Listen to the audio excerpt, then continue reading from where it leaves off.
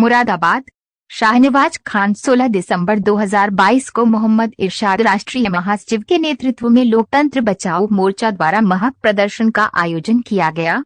अल्पसंख्यक छात्रों को दी जाने वाली छात्रवृत्ति मौलाना आजाद फेलोशिप पर केंद्र सरकार द्वारा रोक लगाने के विरोध में मुरादाबाद के कमिश्नर के माध्यम से गणतंत्र के राष्ट्रपति को ज्ञापन दिया।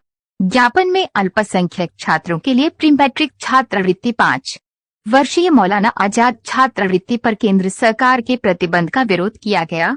प्रदर्शन के बीच राष्ट्रीय महासचिव मोहम्मद इरशाद ने कहा कि ये सरकार शिक्षा विरोधी, छात्र विरोधी, नरेंद्र मोदी विरोधी नारे लगाते हुए ज्ञापन देने पहुंचे और कहा कि भाजपा की केंद्र सरकार शिक्षा की पहुंच में बाधक बनी है, समाज में सामान्य नागरिकों और विशेष रूप से छात्र की दुश्मन बनी हुई है और शिक्षा दुश्मन तो है ही।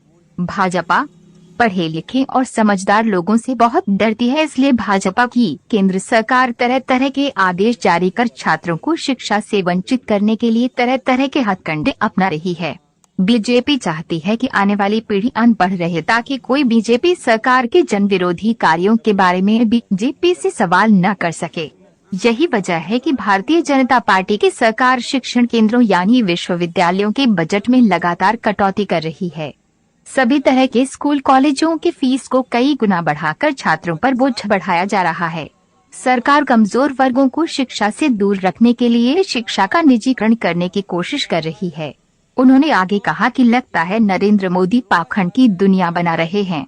नरेंद्र मोदी के नेतृत्व में भाजपा की सरकार चंद पूंजीपतियों की सरकार बनकर रह गई है। बेचारा किसान हो या व्यापारी, सरकार लगातार शोषण कर रही है, खासकर छात्रों का शोषण करने में लगी हुई है। छात्रों, विशेषकर अल्पसंख्यक वर्ग को शिक्षा से वंचित करने का प्रयास किया जा रहा है, जिसका हम पुरजोर विरोध करते हैं। मोर्चा ने ज्ञापन में निम्न मांगे रखी विषय: अल्पसंख्यक छात्रों के लिए प्री मैट्रिक छात्रवृत्ति और 5 वर्ष मौलाना आजाद फेलोशिप पर प्रतिबंध के खिलाफ विरोध ज्ञापन के माध्यम से निम्न मांग की जाती है कि कक्षा 1 से 10 तक प्री मैट्रिक छात्रवृत्ति को अल्पसंख्यक छात्रों तक सीमित करने के बाद 2022 से 23 से बंद, जो अल्पसंख्यक गरीबों के खिलाफ साजिश है और अल्पसंख्यक समुदाय के गरीब बच्चों को शिक्षा से दूर रखने का एक नया तरीका है। कांग्रेस जून 2006 में अल्पसंख्यक कल्याण को बढ़ावा देने के लिए तत्कालीन प्रधानमंत्री श्री मनमोहन सिंह की सरकार ने प्रधानमंत्री के ठंड सूत्र कार्यक्रम में अल्पसंख्यक समुदायों के माता पिता से स्कूली शिक्षा के बोझ को कम करने और शिक्षा के स्तर को ऊपर उठाने के लिए कहा।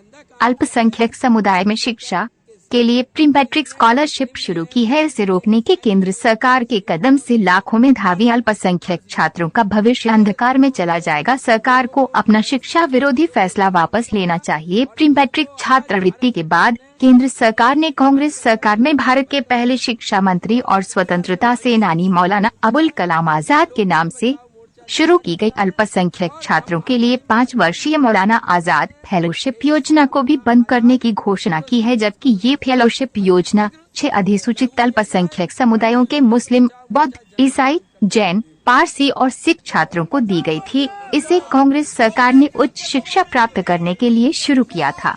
यूजीसी द्वारा उपलब्ध कराए गए आंकड़ों के अनुसार फेलोशिप योजना के तहत 2014 से 15 और 2021 से 22 के बीच 738.85 करोड़ रुपए के कुल संवितरण के साथ 6,722 उम्मीदवारों का चयन किया गया था। भाजपा सरकार का ये कदम 100% अल्पसंख्यक विरोधी है।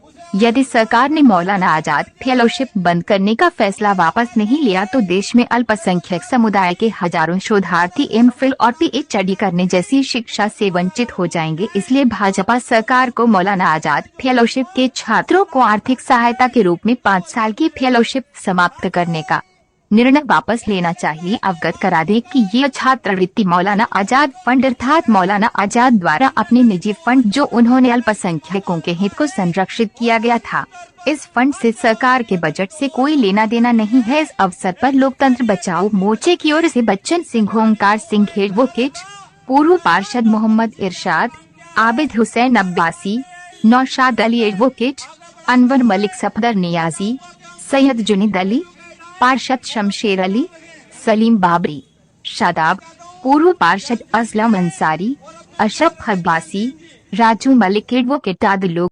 कमेंट में अपने विचार जरूर दें ताकि आपकी पसंद के कार्यक्रम दिखा सकें। समाचार व अन्य कार्यक्रम तथा प्रतियोगिता में भाग लेने के लिए सब्सक्राइब जरूर करें।